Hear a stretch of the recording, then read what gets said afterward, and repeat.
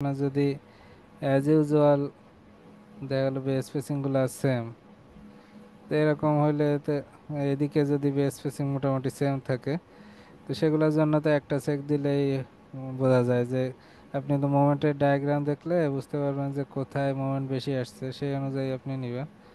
আপনার সব চেক দিতে হবে, এটা নট ম্যান্ডেটরি। মনে করেন আমি 5টা নিব, সাপোজ এই 5টা ফ্রেম নিলাম। এখন এই 5টা ফ্রেমের আমি যদি মোমেন্ট ডায়াগ্রাম চিন্তা করি, পোস্ট প্রসেসিং মোডে যে আমি যদি মোমেন্ট ডায়াগ্রাম দেখি, ওই যে লোডের জন্য দেখবেন সেই লোডটা কম্বিনেশনে নিয়ে আসলে ভালো। সাপোজ আমি এই লোড কম্বিনেশনে দেখব। এটা কি ইনভলভ দিয়ে দেখতে হবে নাকি নাকি দাদা, মানে ইনভলভ থেকে যেটার মধ্যে ম্যাক্সিমাম আসতেছে সেটা? এটা তো ওই যে এই মোমেন্টটা বের করার জন্য বললাম না, 1.2 dead load plus 0.5 live load, এই লোড এই কম্বিনেশনের জন্য ফেমাতে দেখানো আছে আর কি। তো এটা মূলত হওয়া উচিত যেটাতে গভর্ন করে সেটার জন্য,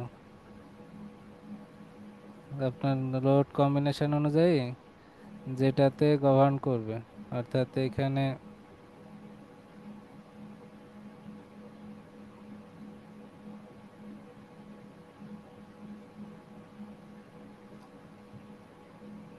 অ্যানোটেট থেকে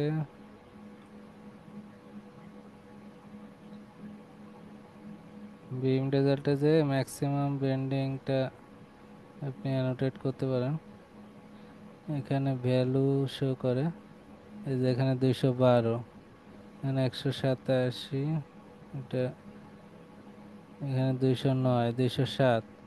তার মানে এই ফ্রেমটাতে দেখেন বেশি বোঝা যাচ্ছে, এখানে 212, এখানে 209, 175, 76, 79, 189, 90।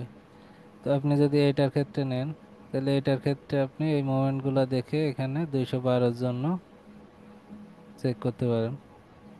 এই 212-র জন্য চেক করলে এটা এখন কোন কম্বিনেশনে গঠন করছে।